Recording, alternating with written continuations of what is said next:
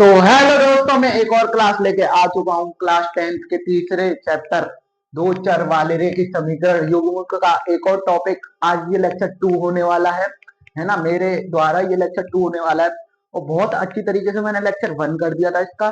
ठीक है, उसमें जो बातें समझाई थी आज लेक्चर 2 में वो कनेक्ट है बातें सारी। ठीक है, तो मैं बिना किसी देरी के इस चैप्टर को स्टार्ट करता हूँ।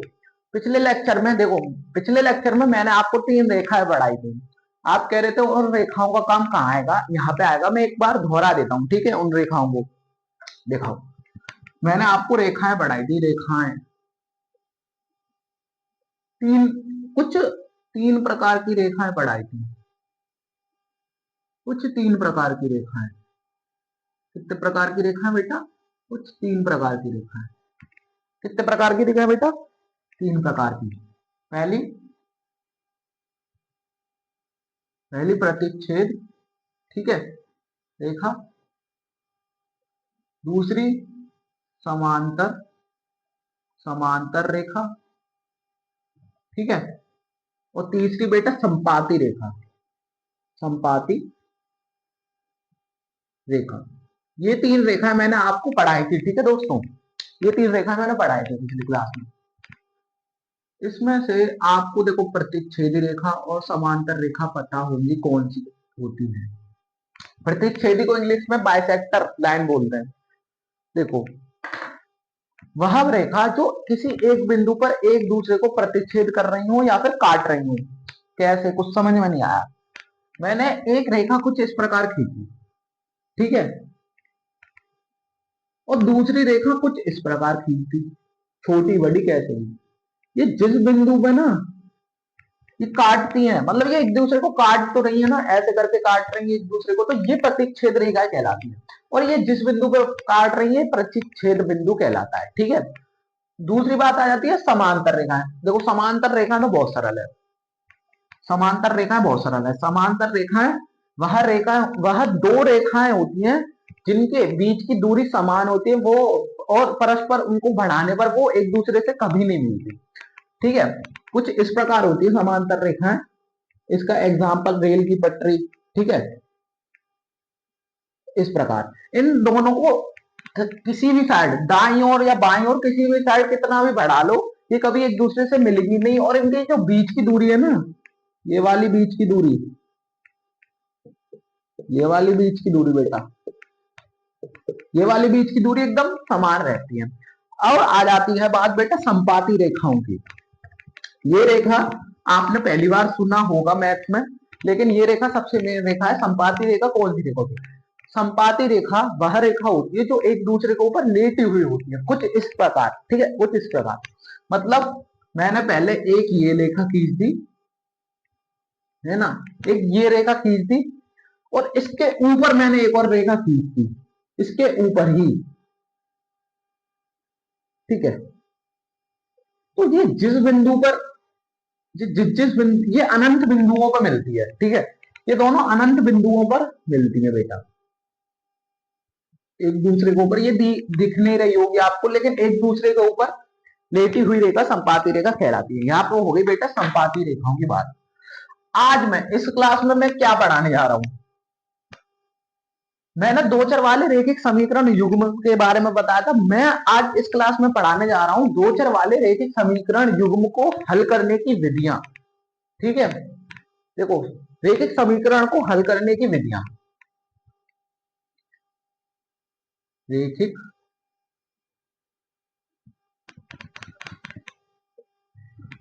देखो मैं बताता हूं आपको। रेखिक रेखिक समीकरण, भाई देखो, रेखिक समीकरण को हल करने की कितनी विधियां होती हैं? रेखिक समीकरण को हल करने की बेटा कितनी विधियां होती हैं? रेखिक समीकरणों को हल करने की बेटा 3 विधियां होती हैं। पहले 4 हुआ करती थी 2 साल पहले, लेकिन अब 3 कर दिया गए, 3 कर दी गई है, ठीक है। कितनी विधियां? 3 विधि होती है बेटा। कौन कौन सी विधि होती है? तीनों को पढ़ेंगे आज इस लेक्चर में। हम पहली विधि को पढ़ने वाले हैं और मैं एक एक करके तीनों विधि को पढ़ाऊंगा। ज्यादा लंबी वीडियो खींचूंगा नहीं मैं। पहली वीडियो क्या है, वो पहली विधि क्या है? ग्राफीय विधि। ग्राफीय विधि। दूसरी विधि क्या है बेटा? विलोपन विधि। विधि।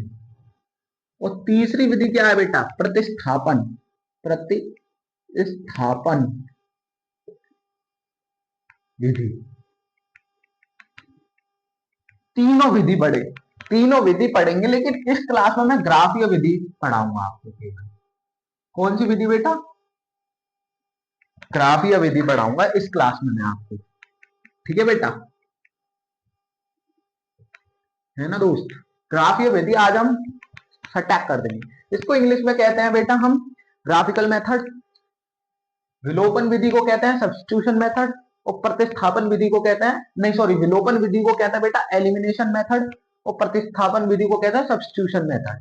ठीक है, आज हम पढ़ेंगे रैखिक समीकरण को ग्राफीय विधि द्वारा हल करना। ठीक है, ग्राफीय विधि द्वारा हल करना। अब आपको ये समझ में नहीं आ रहा कि रैखिक समीकरण क्या होता है, युग्म क्या होता है, तो आप मेरे पहला लेक्चर देख सकते हो इसी चैनल पे जाके, है ना। आज हम पढ़ेंगे बेटा रैखिक समीकरण युग्म को का ग्राफीय हल। ग्राफीय हल क्या पढ़ेंगे बेटा आज हम? तो हम बेटा पढ़ने जा रहे थे ग्राफीय विधि। ठीक है, ग्राफीय विधि। तो इसमें ना बेटा हम इस विधि में बेसिकली, इस विधि में भाई मैं आपको ग्राफ के माध्यम से समीकरण युग्म को हल करना सिखाऊंगा। रैखिक समीकरण युग्म को हल करना सिखाऊंगा। सिंपल सी बात है, सबसे जो सरल है ना, सबसे सरल विधि यही वाली विधि है। ठीक है, तो मैं आपको दो एग्जांपल लेता हूं। अभी मैंने पहला एग्जांपल ले लिया बेटा, x प्लस 3y बराबर 6, और दूसरा एग्जांपल दे दिया 2x माइनस 3y बराबर 12। ठीक है, ठीक है बेटा, है ना। मैंने ये देखो, ये दोनों क्या है? पहली बात, ये दोनों है बेटा हमारे रैखिक समीकरण युग्म। ठीक है, क्योंकि ये रैखिक समीकरण भी है, युग्म भी है। रैखिक समीकरण का जोड़ा है, युग्म मतलब जोड़ा, पेयर। ठीक है, इन दोनों को ग्राफीय विधि से हल करूंगा मैं। ठीक है, तो चलो सिखाता हूं। सबसे पहली बात, इसको हल कैसे करना है। सबसे पहली बात, मैं यहाँ पे इस वाले समीकरण को मान लूंगा समीकरण 1, इस वाले समीकरण को मान लूंगा समीकरण 2। ठीक है बेटा, तो मैं यहाँ पे लिखूंगा अब समीकरण 1 से। ठीक है, मैं यहाँ पे लिखूंगा समीकरण 1 से। अब मैं क्या करूंगा, अब मैं कुछ इस प्रकार बनाऊंगा। यहाँ पे लिखूंगा x और लाइन खींचूंगा, यहाँ पे लिखूंगा y। ठीक है, अब मैं क्या करूंगा, मैं एक ऐसा x का मान रखूंगा यहाँ पे पहली बार में कि y का मान निकलेगा छोटे से छोटा। देखो, जितना छोटा आप x और y के मान निकालोगे उतना छोटा आपका ग्राफ बनेगा। ठीक है, तो मैं यहाँ पे x का ऐसा मान रखूंगा कि y का छोटे से छोटा मान निकले आए। तो मैं यहाँ पे बेटा क्या रख सकता हूं, x का मान। ठीक है, मैं यहाँ पे बेटा क्या रख सकता हूं, x का मान। मैं यहाँ पे अगर x का मान 3 रख देता हूं, मैं यहाँ पे बेटा x का मान 3 रख देता हूं, तो y का मान ना, y का मान 1 निकल के आ जाएगा। y का मान 1 निकल के आ जाता है। अगर मैं x का मान यहाँ पे बेटा 3 रख देता हूं, तो y का मान 1 निकल के आ जाता है। ठीक है, अगर मैं x का मान 3 रख दूं तो y का मान 1 निकल के आ जाता है। अब मैं y का मान ऐसा क्या रखूं कि x का मान छोटे से छोटा निकल के आ जाए। ठीक है, तो अगर मैं y का मान 1 रख देता हूं तो x का मान 3 निकल आएगा, लेकिन मैं ऐसा करूंगा नहीं, मैं रखूंगा y का मान 2।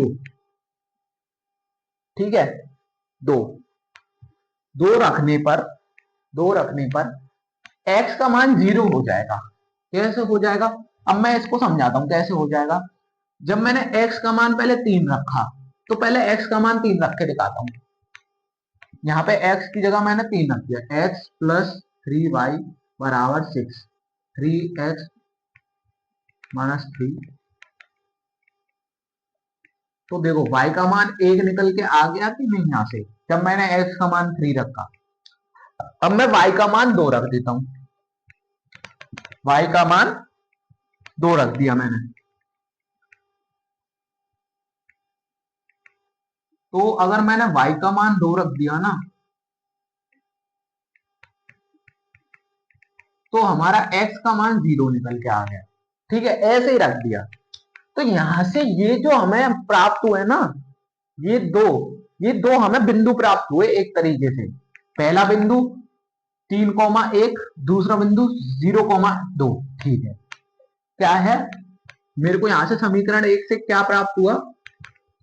समीकरण 1 से 2 बिंदु प्राप्त हुआ। पहला, मैंने पहले बिंदु को a मान लिया 3,1, और दूसरे बिंदु को b मान लिया 0,2। ठीक है, ये 2 बिंदु मेरे को पहले समीकरण से प्राप्त हो गए। अब मैं क्या करूंगा, दूसरे समीकरण में ऐसा सेम करूंगा। समीकरण 2 से, जब मैंने समीकरण 2 से करा, मैंने समीकरण पहले यहां बता दिया 2x minus 3y is equal to 12। ठीक है, अब मैं इस समीकरण में वही करूंगा, x और y के मान रख दूंगा। अब मैं इस समीकरण में x और y की ऐसे कैसे मान रखूं कि छोटे से छोटा मान आए दोनों का। ठीक है, तो अगर मैं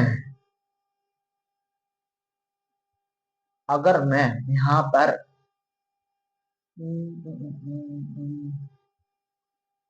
जाओ, मैं रख के देखता हूं। अगर मैं यहां से x का मान निकाल लेता हूं, इस समीकरण में से जब मैंने x का मान निकाल लिया, तो ये हो गया x बराबर 12 प्लस 35 बराबर 2 बट्टे 2। x का मान इस समीकरण में से ये निकाल लिया मैंने। ठीक है, तो अगर मैं y की जगह ऐसा क्या रखूं, 2 रख दूं। अगर मैं y की जगह 2 रख देता हूं ना बेटा, तो हमारा 9 निकल के आ जाएगा x का मान। अच्छा चलो, मैंने y की जगह 2 रख दिया, तो 9 हमारा x का मान निकल के आ गया। कैसे, रख के देख लेते हैं। जब मैंने y की जगह 2 रखा, तो 12 प्लस 3 इंटू ये 3 इंटू 2 बट्टे 2, 12 प्लस 6 बट्टे 2, 18 बट्टे 2, मतलब 9। x का मान 9 निकल के आ गया तुरंत, बिना किसी देरी के। ठीक है, x का मान 9 निकल के आ गया। अब ये मैंने मिटा दिया। अब मैंने जब y का मान 2 रखा, जब x का मान 9 निकल के आया, अब मैं x का क्या मान रखूं, y का मान छोटे से छोटा निकल के आया, तो पहले मैं इस समीकरण में से y का मान निकाल लेता हूं।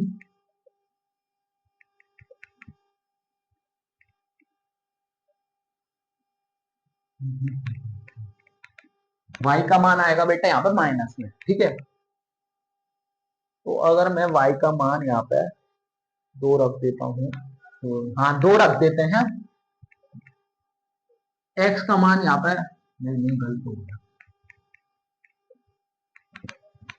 यहाँ पे क्या रखें, ऐसा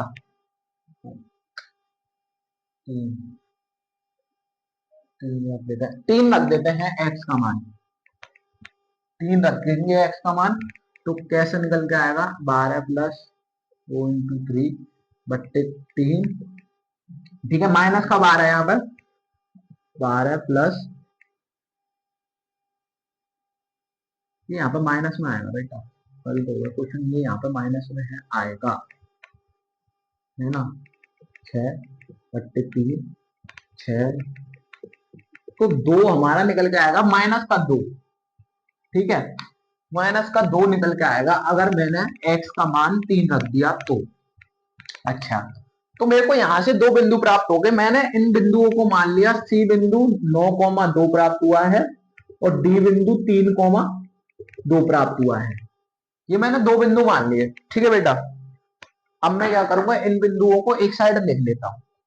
पहला बिंदु है ए बिंदु क्या है 3,1, बी बिंदु क्या है 0,2, सी बिंदु क्या है 9,2 और डी बिंदु क्या है बेटा 3,2। ठीक है, अब इसी हिसाब से मैं अपना ग्राफ बनाऊंगा इन दोनों समीकरणों को हल करने के लिए। आपको ग्राफ भाई, आपको ग्राफ स्केल से बनाना है, एक एक यूनिट मतलब एक एक सेंटीमीटर की दूरी को बनाना है। मैं तो यहाँ पर रफली बना रहा हूँ। ठीक है,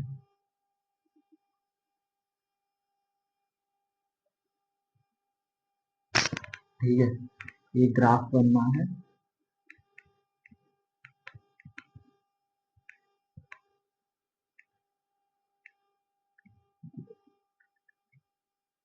ये है एक्स अक्ष, ये है बेटा वाई अक्ष, ये एक्स डैश अक्ष, ये वाई डैश अक्ष। ठीक है बेटा, अब मैंने यहाँ पे क्या कर दिया,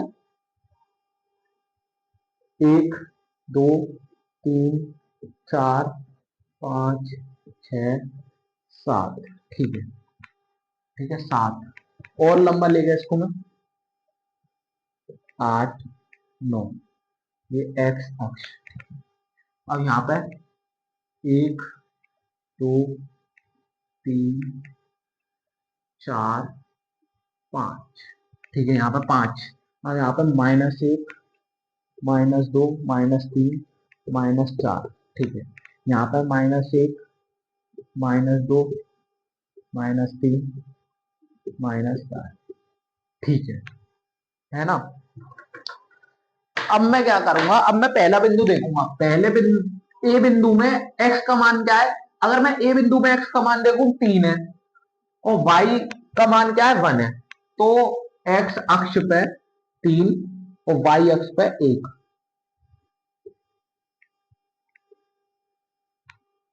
एक्स अक्ष पे 3 और वाई अक्ष पे 1।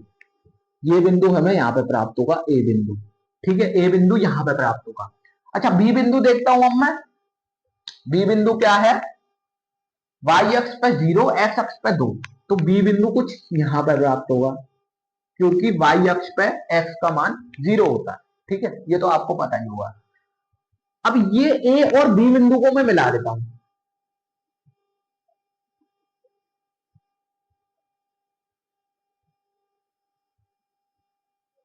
ये ए और बी बिंदु को मैंने मिला दिया ब्लू लाइन से। अब मैं करूंगा सी बिंदु। सी बिंदु पे एक्स अक्ष का मान क्या है 9 और वाई अक्ष का मान है 2। ठीक है,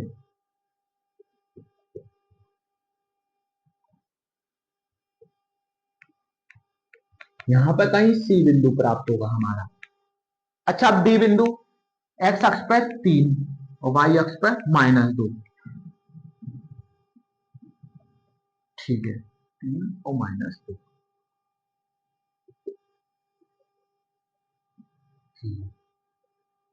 ये हो गया डी बिंदु प्राप्त। अच्छा, अब मैं डी और सी को मिला दूंगा।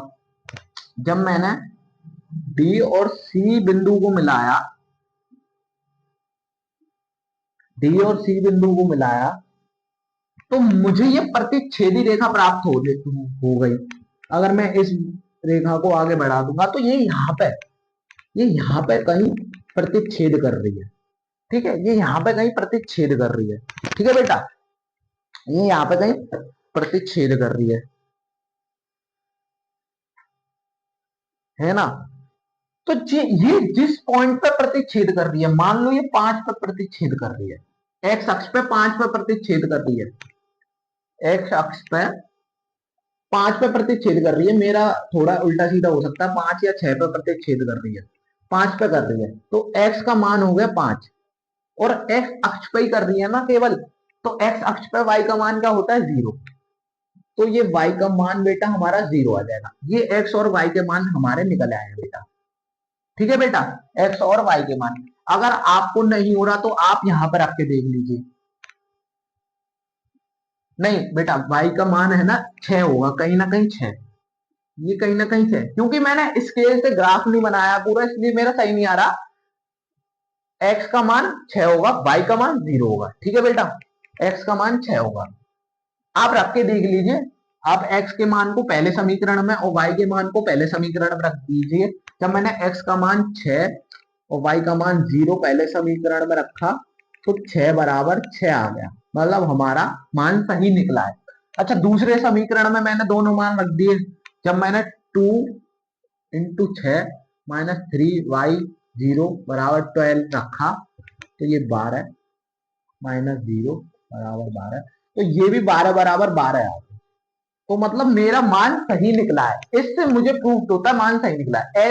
ऐसे ही सारे क्वेश्चन होंगे बेटा, ऐसे ही बहुत सारे क्वेश्चन हो जाएंगे। आपको केवल ग्राफ बनाना है, आपको 2 पॉइंट्स प्राप्त करने हैं, 2 बिंदु प्राप्त करने हैं, ग्राफ पर निरूपित करना है, जहां पे एक दूसरे को काटे वह उसके आसपास देखना कौन सा बिंदु पे काट रहे हैं, वही x और y के मान हो जाएंगे। इसी के साथ मैं इस वीडियो को यहीं पे समाप्त करता हूँ, ठीक है। आगे आगे लेक्चर में मैं आपको विलोपन विधि सिखाने वाला हूँ, ठीक है। एक विधि से आप एक एक समीकरण को, मैंने आज ग्राफीय विधि हल कर दी है ना। इस ऐसे ही वीडियो प्राप्त करने के लिए हमारा चैनल सब्सक्राइब करिए, इस वीडियो को लाइक करिए, ठीक है। चलिए ठीक है, बाय बाय।